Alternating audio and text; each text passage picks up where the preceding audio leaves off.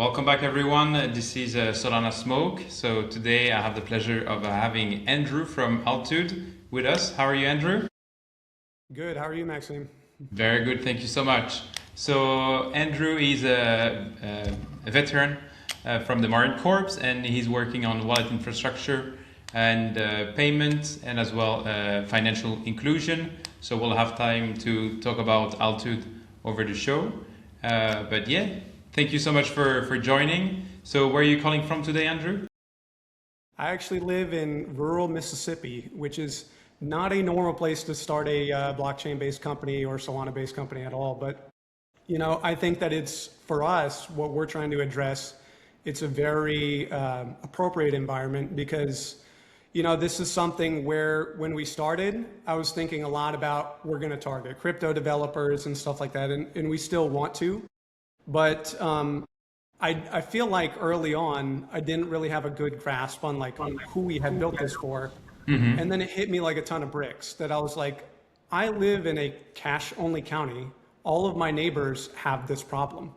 And so once it clicked for me, it was like so incredibly obvious. But that is sort of the unique market that we're tapping into in Mississippi, very similar to how they did it in Latin America with the stablecoin companies that are doing business down there. So Yeah. Okay, so I thought you actually found the problem and then decided to build it. But it was kind of the other way around. You already built something and then noticed actually my market is right here. yeah, it sometimes it works out like that. Like when we started, I knew that there was a problem with the UX on the blockchain. I think a lot of people knew that. I also felt that the infrastructure was very immature, which I didn't have all of the answers yet. But at the time, everybody, when I came out with the initial concept back in like 2022, they, basically all you had was like node RPC servers. And the funny thing is, even until this day, I still hear people saying, "Oh, I'll just host that infrastructure myself." You'd be Yeah. surprised, how many emails I send, and then people respond back, "Well, we're doing all of our own infrastructure." That just doesn't seem like a reasonable approach for most people. I think it's best to let infrastructure companies focus on infrastructure, and you can focus on building your product. 100%. I mean, just niche down and make sure that you're the best at what you're doing and don't try to just do everything yourself. So I think it's a great approach. All right, well, we'll talk about that a little bit afterwards, Andrew. Now we're going to be jumping on our watch along from our guys at Solana Floor. And you told me before the show, unfortunately, you were out of cigars, but I'm having my.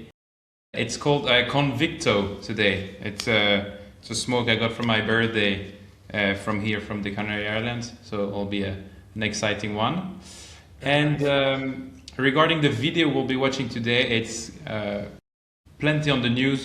Talks about stablecoin, so that's kind of your vibe. And so we'll be watching the latest video from Solana Floor. So let me know if can you see the screen, right? Yes. All right. So the way it works, whenever you want to comment, you just yell, and we'll pause, and you can say whatever you want about the topic. There's no limit. Let's put it this way. All right. So it's about clarity. It's a topic we haven't talked on the show for a while. We've been kind of stuck on the pre-IPO tokenization vibe. But I mean, the guys at Solana Floor are bringing it back. So yeah, before we watch this, what's your view on the whole act? I mean, for us in Europe, it's a bit difficult to get a grasp of really how it's impacting you guys. So yeah, I'm just curious before we start watching. Yeah, I would say I haven't done an extensive amount of research on it specifically. See, I have my go-to guy for it. My buddy Eric works over at Crack, and usually I'll reach out to him and ask him. But Insider info. yeah, so I'd be interested to hear what they have to say. All right. Well, we'll just let the floor to them, and I mean, like I said, whenever you have something you want to pause, you let me know, and I will just comment on it. All right. Let's go. I mean, as always, the guys at Solana smoke. They like to mix plenty of things at the same time to get you hooked on the first minute. So we're talking clarity, we're talking Trump. Uh, so yeah, a lot to uncover clearly. Yeah, of course.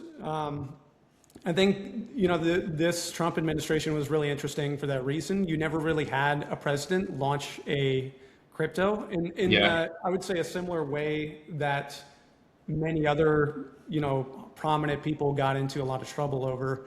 Was done by the highest office, but I don't know. It's interesting. Yeah, I mean, like you said, I mean, before that, what the president would just like to put their face on like a bill or a coin, no, not on a meme coin. So Trump was really the first one to try it out. I mean, he clearly benefited himself. I'm sure they're going to be talking about it alongside the video, but yeah, let's see what where it goes. Like Johnson expressing just how Democrats will naturally want to put that. Now they're mentioning a lot of prediction market. So yeah, I'm just curious on your take of how, I mean, because for example, like now watching the World Cup, like the main sponsor was Adi Chain. I don't know if you notice or if you watch the game. I just watched the final, but I had no idea what that chain was. And it's actually a base from Abu Dhabi. It's a crypto blockchain company. And Where they get the name from? the Adi chain, yeah, I have no idea where they got it from, to be honest. But what I was curious is like a lot of the sponsors, like everything was prediction market. So it's something that, I mean, a couple of years back, like there was nothing like that. So yeah, I'm just curious on your take. Where do you see that market going? Yeah, and this is something that I don't really know a ton about because we don't really deal with prediction market customers. In fact, most of them are on Polygon, and they're dealing with stuff outside of the Solana space. Although there is stuff on Solana to do prediction markets as well, from what I understand. But I don't know. I just see that it's in sort of a. I feel like it's one of those things that happened really fast, and the regulation hasn't caught up. In the 100%. past, gambling was really heavily regulated, and for some reason, this is not considered gambling yet.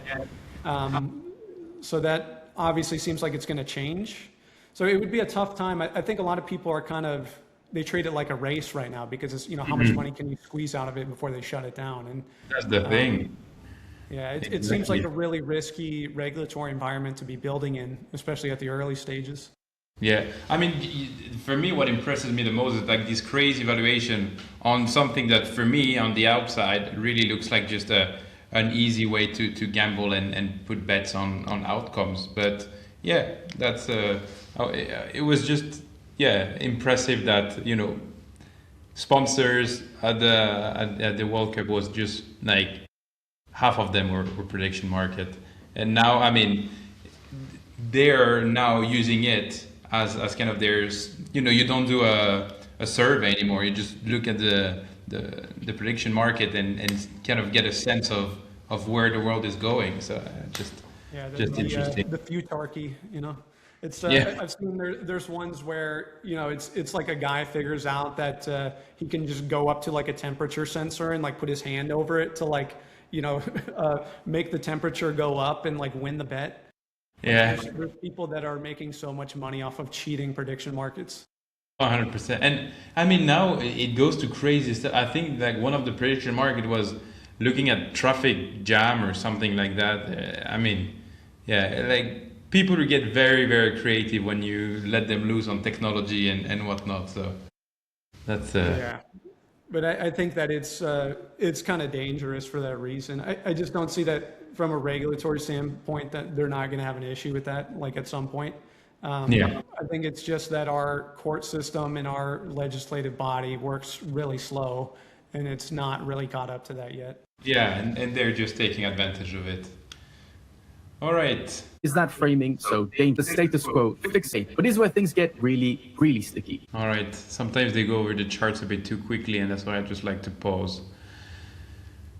All right. So this one is saying that Trump basically is more profitable than than Coinbase and all the rest of these crypto companies. Yeah, I mean, See how that works. Yeah. Just get elected for a second time, launch your meme coin, and up you go. Yeah. You notice, Increasing though, political risk, the always, entire Yeah, sorry, go ahead.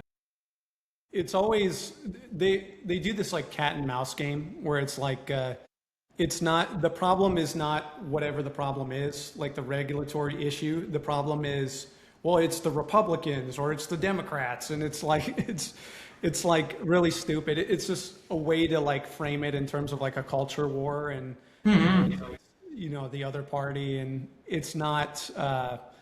It's a way to like get Americans to avoid talking about the real issues. Yeah, it's a problem, and I mean, it's always trying to find two groups that sometimes just want the same thing, but let's just separate them and focus on this, basically.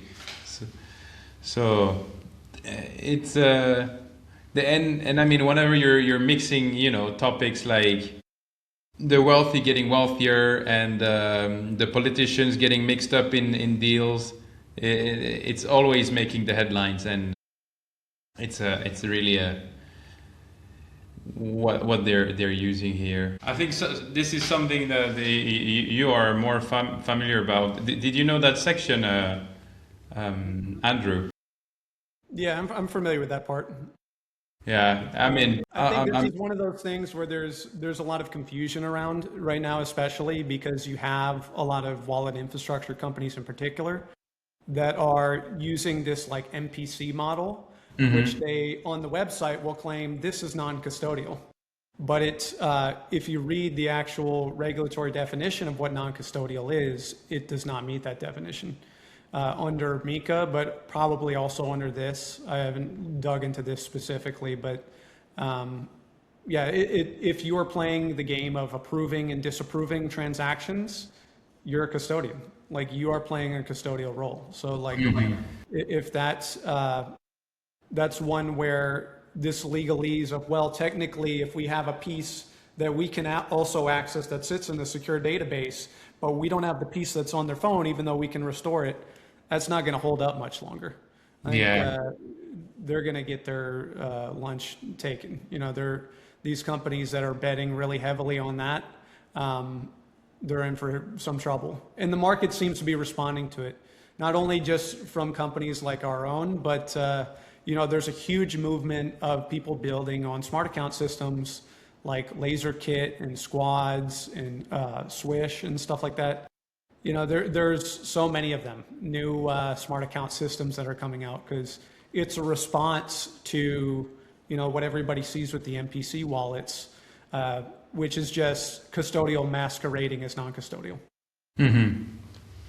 Yeah, I mean, in this case, like open source contributors and developers, otherwise, whenever you're putting a project on GitHub, then, GitHub becomes like a bank. This is what they're trying to push, kind of. So it just doesn't make sense. All right, let's see what's the third one then. Well, the markup is coming. I mean, what do you... So the banks are protected. This is a good point here because, you see this with the banks whenever they feel threatened with crypto or stablecoins, they get into a different mode of thinking, which I think that from what I've observed, and I'm actually not a big fan of, sort of the direction that blockchain is going in some ways right now, because everybody's pushing it as, well, this is the new financial rails or this is the new banking system. And the problem is that if you treat it as the banking system, then the banks are going to win. If it is exactly the same as the banks will win. And you're seeing that right now because, are you familiar with the OpenUSD? Yeah. And all that stuff. Essentially, all of the banks got together. You had Stripe and what is it, JP Morgan and Visa and MasterCard and all of these TradFi entities basically said, we don't like that Circle has a stranglehold on the market right now, Circle and USDT.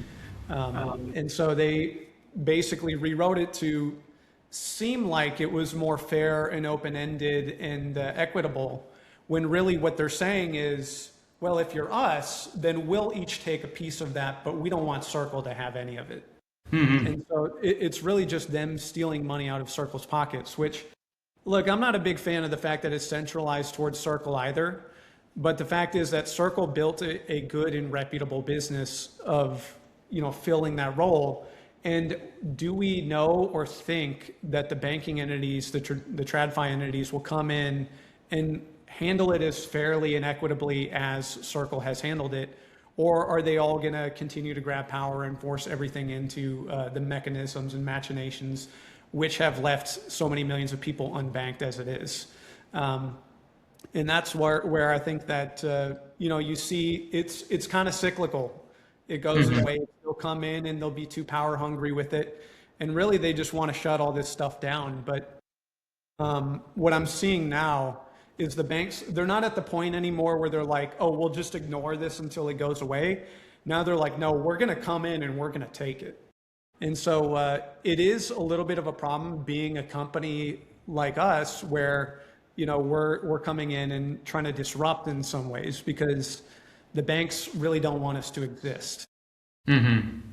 Yeah, you're mentioning here that really the part of the unbanked. So I know it's a subject that is really core to what you're building. Do you want to expand a little bit on it? Yeah. So, I think that when it comes to serving unbanked customers, they have specific requirements. As far as like on ramps and off ramps, there are certain things that work and certain things that don't work. But I think the biggest thing is, answering the question of how do you build self-custodial products that everybody can use? Mm-hmm. And I think that it's a complicated question. The landscape that most people exist in now and where we kind of differentiate is that everything is closed source. And that actually relates a lot to what they were talking about yields, because if you remember the whole scandal that happened with Jupiter, with them rehypothecating yields and then also at the same time advertising that they were not doing that. Mm-hmm. And so literally just misrepresenting the truth in public in their through their marketing arms and, just either inadvertently or inadvertently lying to people. And that's where, stuff like that, it's the reason why I think stuff like what we're building needs to exist, which we really believe firmly that, transaction construction in an open source and transparent way is necessary. And you can't just close all that stuff off and say, oh, there's something happening behind the black box, because at that point, like, what point is the blockchain technology worth? Yes, it's transparent at the point of which it hits the network. But if you don't know that it's transparent as you're constructing the transaction and signing the transaction and everything's happening fully out in the open, then it's a problem because you don't know that things are happening the way that you think they are. And honestly, that was early on when I first got into blockchain, and I'm talking like 2016 was when I got into Ethereum. And, the thing that excited me really was, did you ever read the book? It was called The Business Blockchain by William Mugiar. No, I haven't. He was actually the director of the Kin Foundation for a while. And I think it was a fantastic book, but it was just talking about, and again, he was a mentor and like close confidant of Vitalik. And he just talked about like different ways that you could use the technology to solve problems in the real world. Mm-hmm. And I think the thing that clicked for me was the idea of smart contracts being code that is like open source. And then when you compile it, it just exists on chain exactly in the same verifiable format of which the open source code you're looking at is. So like it's fully transparent all the way through. Mm-hmm. You can see how it works. You can read every line and you can see that it executes the way that you expected it to execute. And that to me is like magic. But it's one of those things where when we think about like the products that we're building, I sent out a newsletter in December to our investors and I said something like, building for cypherpunks or something like that. And I kind of realized at some point that, that's more of like a philosophy. It's not a person. Mm-hmm. And so like people in the real world have real reasons and problems that demand certain solutions. So like when I think about my own county, it's a cash heavy economy. So like, the transparency and the simple nature of it is like extremely important. But it's not necessarily something that the credit cards or the banking system can solve. Yeah, I mean, you mentioned plenty of interesting points, and actually, it rings back to a conversation I had a couple of episodes back with Joe Davis from Nefos. We were talking about gasless transactions, and how important it is to basically have a product where the users don't know that they are basically using the blockchain, and that in the future, blockchain kind of won't matter anymore. You'll just be using the infrastructure the same way that you don't know that you're using HTTPS when you're going online, basically. Right. So And the thing that sticks for me when it comes to like gasless, because I don't know if I mentioned on the podcast yet, but I got my start in the space through the Kin ecosystem, and they were really like the first one to do gasless. And they were doing it all the way back in 2018. For a while, they had their own blockchain, the Kin blockchain. And my previous company I had, we were one of the companies that hosted nodes for them. So we were running the actual network infrastructure for the Kin blockchain. But they were hardline, like everything was gasless all the time. And the way they did that for a while was they just, they ran their own infrastructure. They paid people like us their incentives. And they just, as a policy, didn't ever have fees. So people could just use it freely as long as they were whitelisted. But then once they moved on to Solana, which they were like real early on Solana, they were on Solana's pitch deck. They basically just made a centralized relayer and just fed all the transactions through that. And so in some ways, what we're doing sort of shares a similar DNA with that. But the thing for me was I found it really exciting that so many people were using this technology. Like there were apps on Kin that had millions of users. wow. And they were like, there was one called Perfect 365. It was a Chinese makeup app, and you would just it would test, lipstick on your face and stuff like that. And they would unlock makeups like using the Kin cryptocurrency. And a lot of their users just didn't even know that that was crypto. Yeah. And, but that really fascinated me to how far this stuff could go. And one thing I realized about gasless was that, what's the purpose of trying to onboard more people? What's the purpose of all? I mean, why do we need more people on chain, you mean? Or you don't care that they're on chain? I think in many cases, it's for the wrong reasons. People are like, if you're running gambling apps or, I don't want to call anybody out specifically, but like memecoin trading that's predatory where people lose 99.9% of their money. And a lot of those apps were like one of the early adopters of gasless because they're thinking, well, how do we get gambling addicts in Reno, Nevada to get on this technology? And boy, that's not good. I don't want to be a part of that at all. No, for sure. And so for me, I just thought a lot about well, what real world problem does it solve?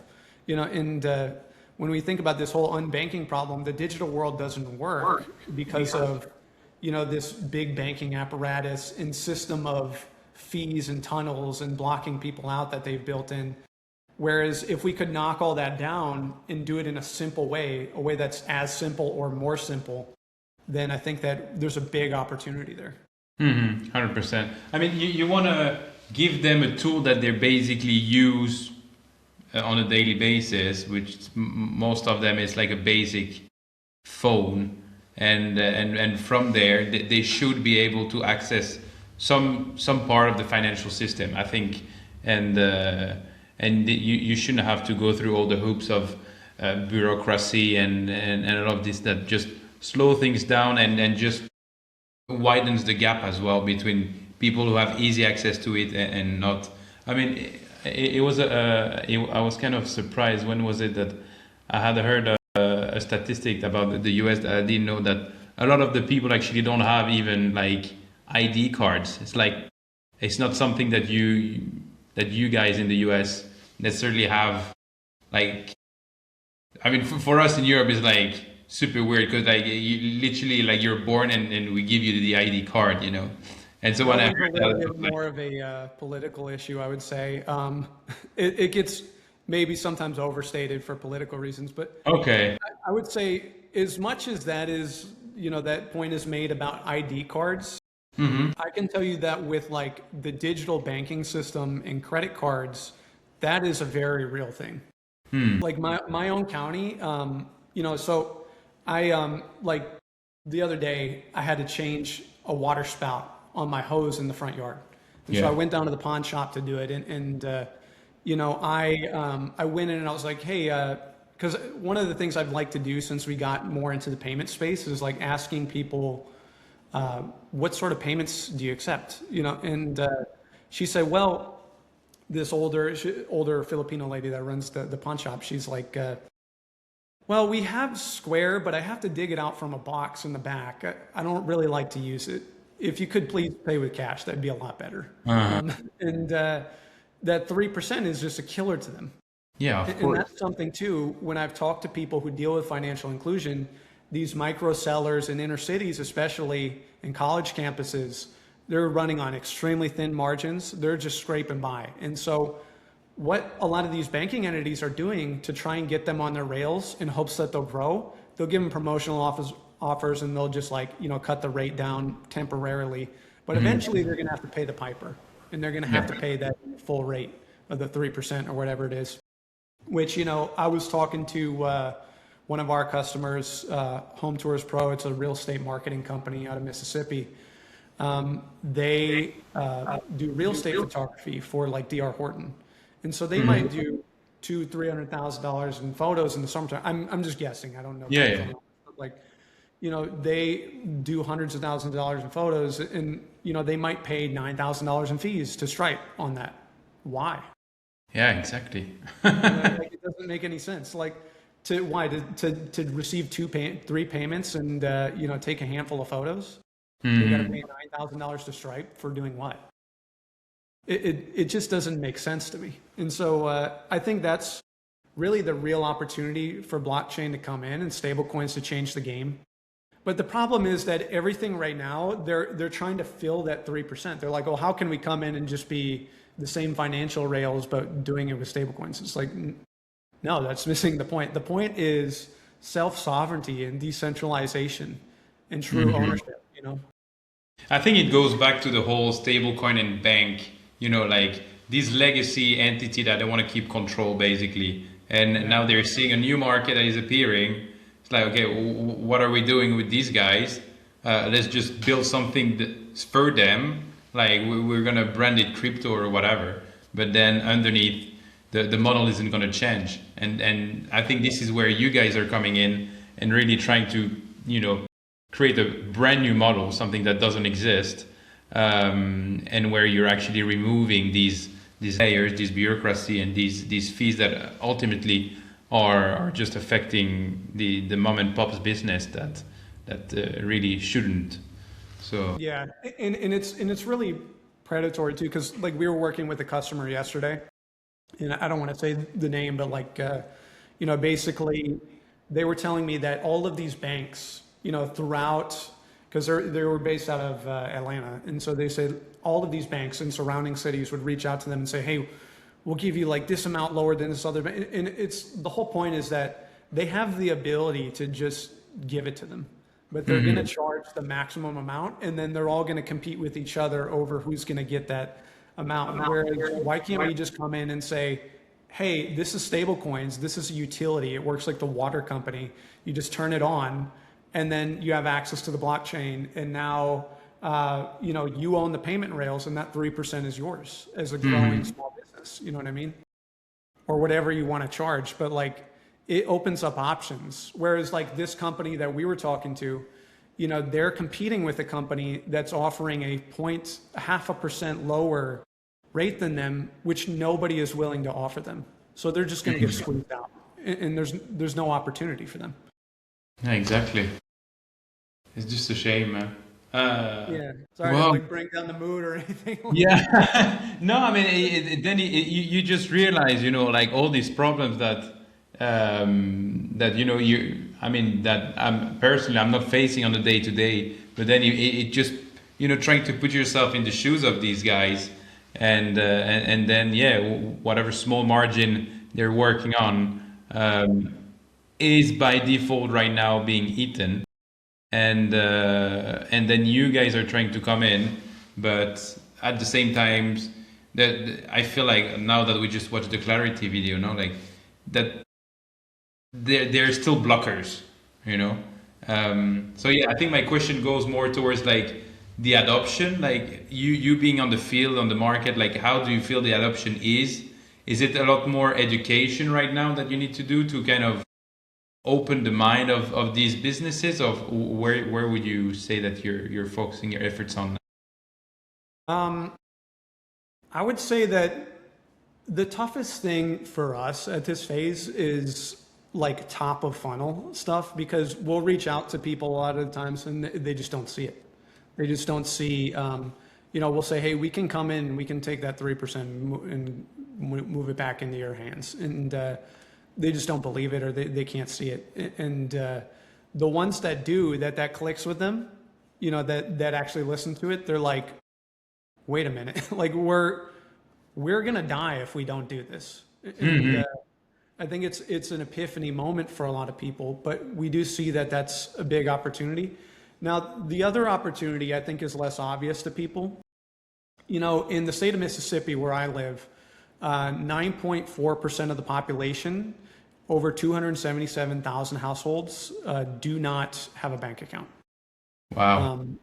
And an even higher percentage of the population is cash only by choice. And so I see this a lot in like I said, my own community, my own neighbors. I do farmers markets on the weekend. And when I go out to the farmers market, never has somebody asked me to pay with a credit card.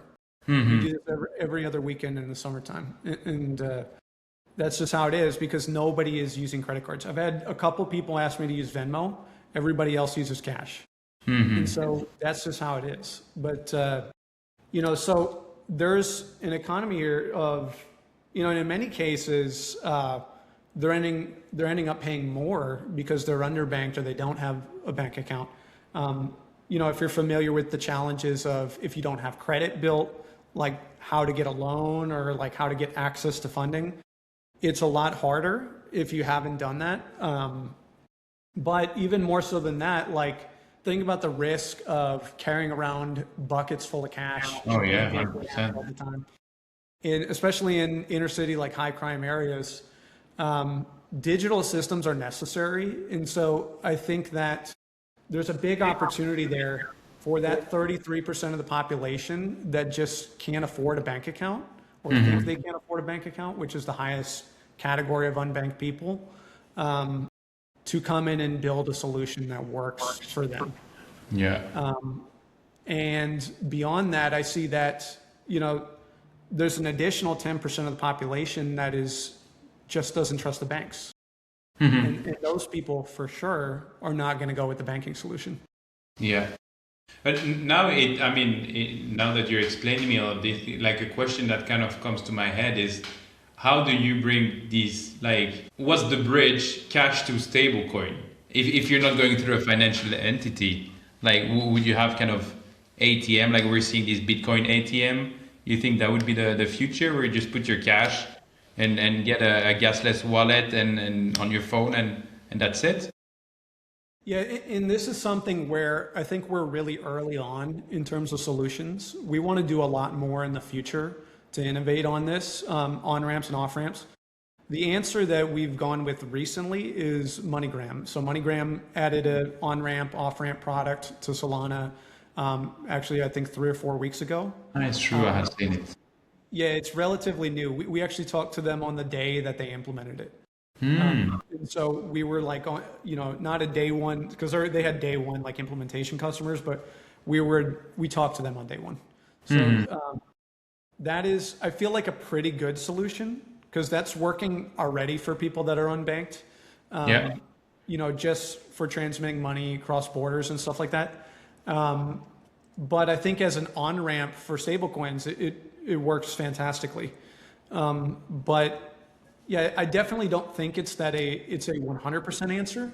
I mean, a perfect answer would be that we would have on every corner, like there would be a way to move money in and out of stablecoins. And I think that that's something that as we start to accumulate resources later on down the line, I really want to try a lot of different stuff and try to get into different areas. Of course, that's going to be a much more complicated regulatory environment, and it's going to change the game. But I'll tell you, I got into crypto initially. I started mining Bitcoin was like the first thing that I did.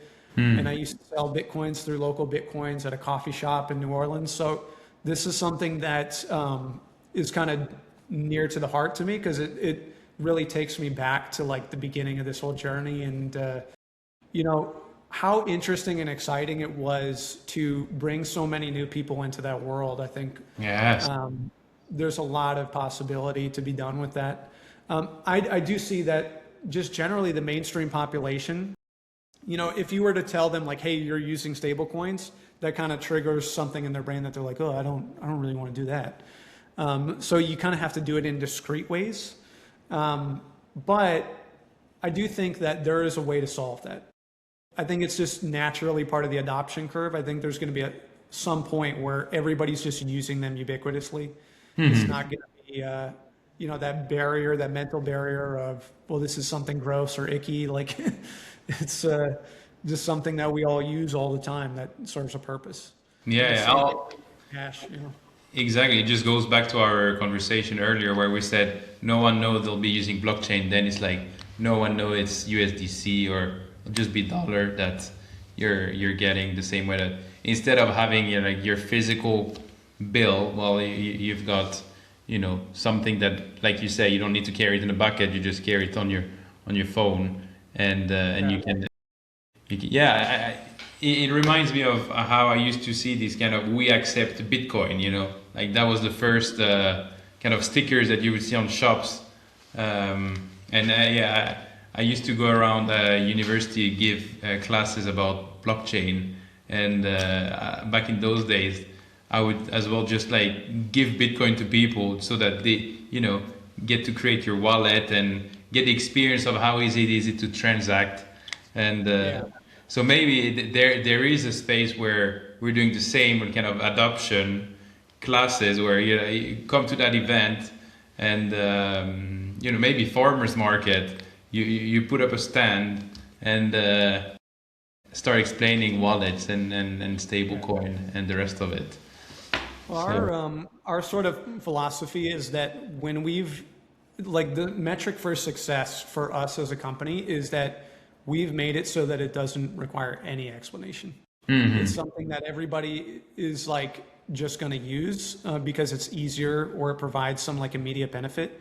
And we're experimenting with some customers. Like I think I mentioned, Yatori Pay is one of our customers. They're phenomenal. They do 0 fees for the merchants on merchant acceptance. And I think that's like a very unique and special benefit that they have that they're able to achieve through our technology. And that's something where those incentives, like, you've probably seen payment systems where they have like cash discounts or some sort of discount baked into it.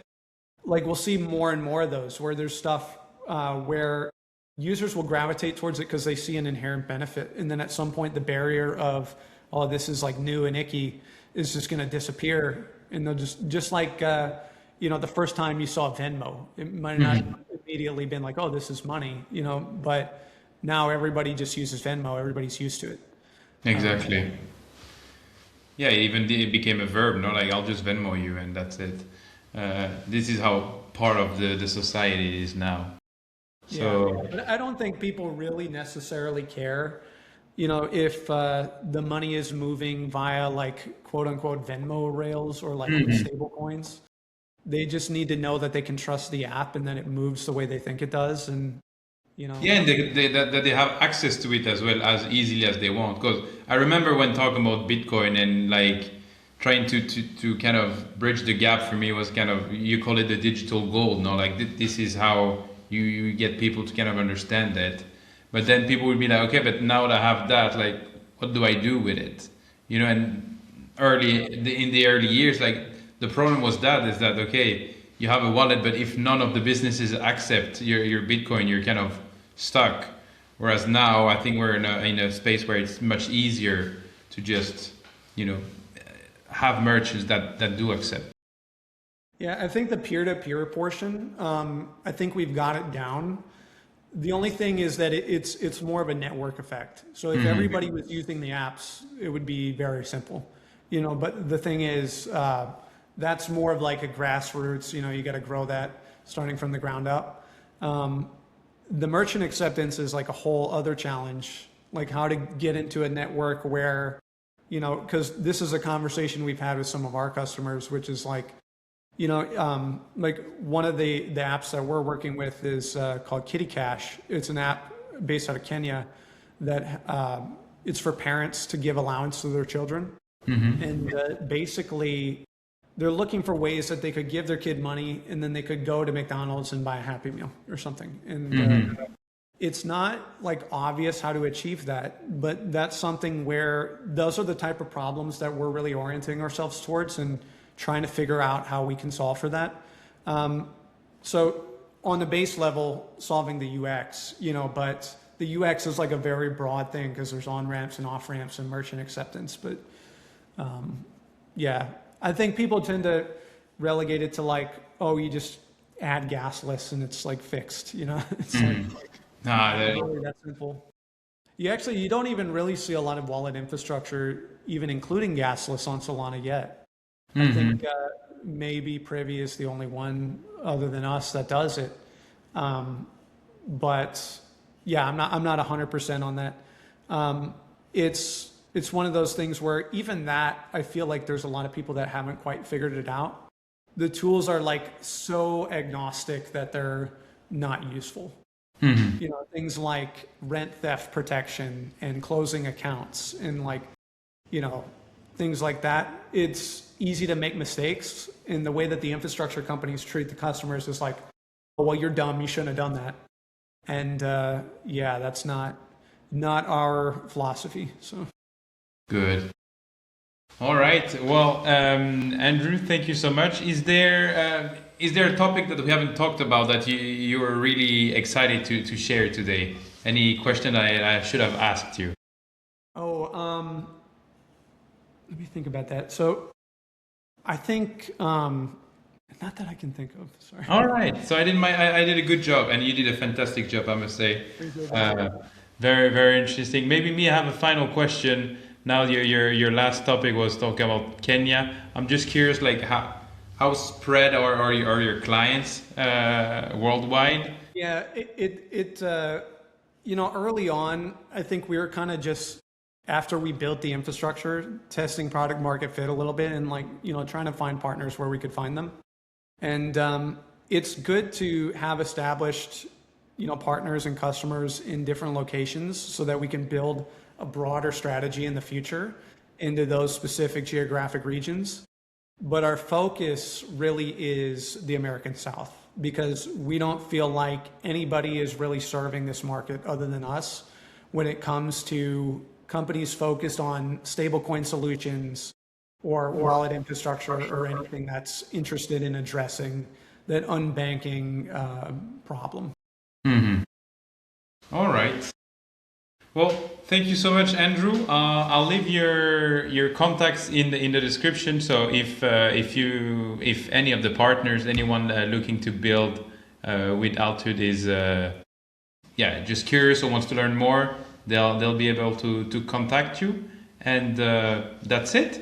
Thank you so much for that podcast. It was very interesting. I think we went like a next level of kind of tech. So a lot of people might be confused because like the audience sometimes is not that techy, but I think it's so good. I'll do my best to maybe have a second video where I just explain the points that we touched on that maybe were a bit too techy. But yeah, thank you so much. Don't forget to like and subscribe. And Andrew, I'll see you soon, hopefully. All right. It was great Have a meeting you. good day. Take care. Bye bye.